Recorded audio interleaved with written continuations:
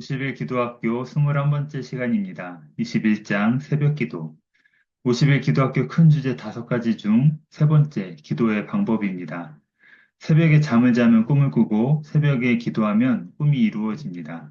기도해서 꿈이 이루어지기를 바랍니다. 새벽 기도는 귀한 기도입니다. 기도를 하면 모든 일이 잘 됩니다. 기도하면 다 잘 됩니다. 이상하게도 잘 됩니다. 귀하고 복된 기도를 매일 할 수 있는 자리가 바로 이 새벽 기도의 자리입니다. 예수님의 새벽 기도 이야기가 마가복음 1장에 있습니다. 마가복음 1장 32절부터 39절까지의 말씀을 함께 읽겠습니다. 저물어 해질 때에 모든 병자와 귀신 들린 자를 예수께 데려오니 온 동네가 그 문 앞에 모였더라. 예수께서 각종 병이 든 많은 사람을 고치시며 많은 귀신을 내쫓으시되 귀신이 자신을 알므로 그 말하는 것을 허락하지 아니하시니라.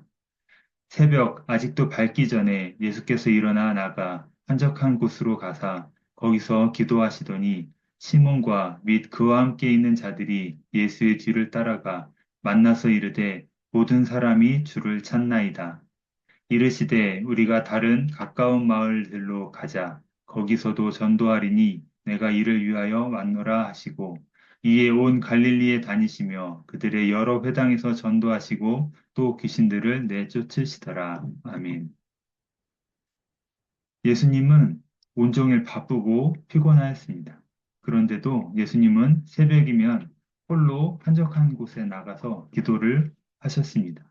기도로 하루를 시작하셨습니다. 예수님은 언제나 예수님의 도움을 얻으려는 자들이 곁에 있었습니다. 그래서 사명을 위해서 기도했습니다. 마가복음 1장 32절부터 33절까지의 말씀입니다.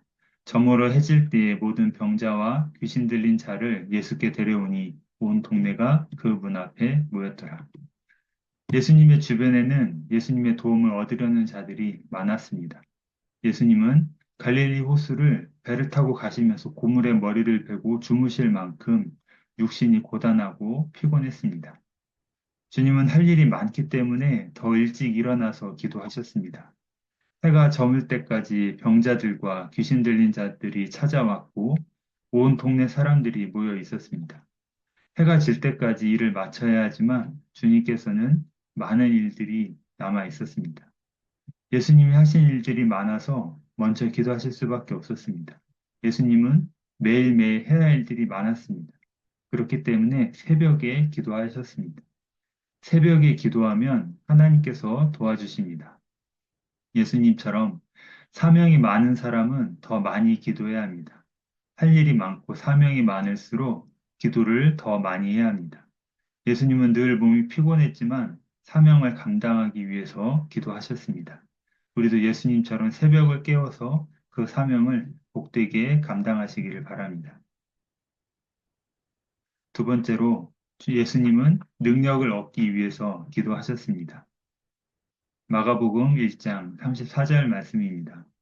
예수께서 각종 병이 든 많은 사람을 고치시며 많은 귀신을 내쫓으시되 귀신이 자기를 알므로 그 말하는 것을 허락하지 아니하시니라. 아멘.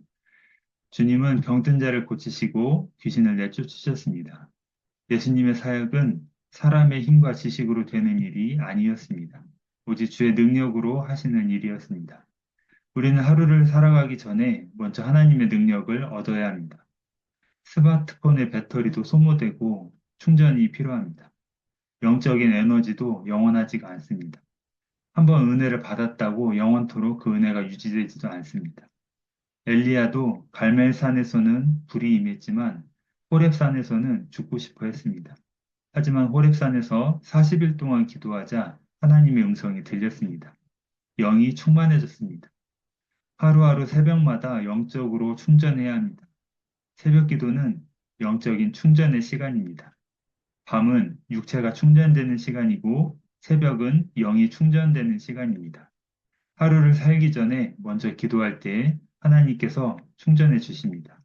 하루하루 기도가 쌓일 때 어느 날 내게 능력이 됩니다. 예수님은 매일 병든 자와 귀신 들린 사람들을 치유하셔야 했습니다. 병자와 귀신 들린 자를 사람의 힘으로는 고칠 수가 없습니다. 이런 일은 오직 기도해야 능력을 얻을 수 있습니다. 새벽 기도는 하루를 시작하기 전에 먼저 능력을 얻는 시간입니다. 세 번째, 새벽은 영으로 집중하는 시간입니다.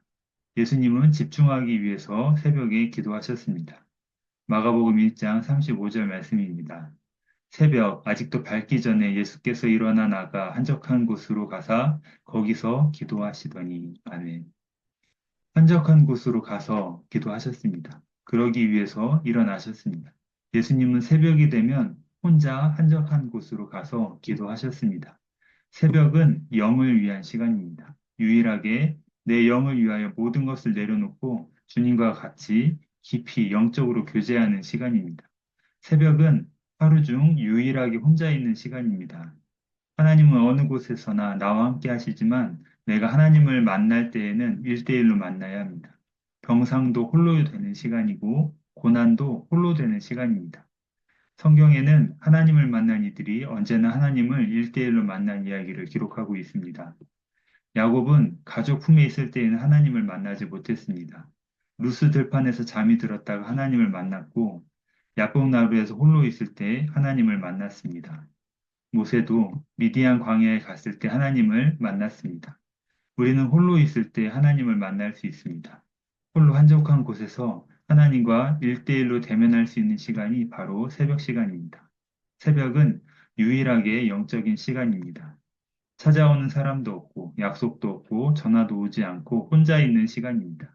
혼자 있어야 하나님을 만날 수 있습니다. 새벽은 이렇게 하나님께 집중할 수 있는 시간입니다. 마지막으로 방향을 위해서 기도합니다. 예수님은 방향을 위해 기도하셨습니다. 마가복음 1장 36절부터 39절까지의 말씀입니다. 시몬과 및 그와 함께 있는 자들이 예수의 뒤를 따라가 만나서 이르되 모든 사람이 주를 찾나이다. 이르시되 우리가 다른 가까운 마을들로 가자. 거기서도 전도하리니 내가 이를 위하여 왔노라 하시고 이에 온 갈릴리에 다니시며 그들의 여러 회당에서 전도하시고 또 귀신들을 내쫓으시더니 아멘. 예수님은 새벽에 삶의 방향을 찾으셨습니다. 속도보다 중요한 것이 방향입니다.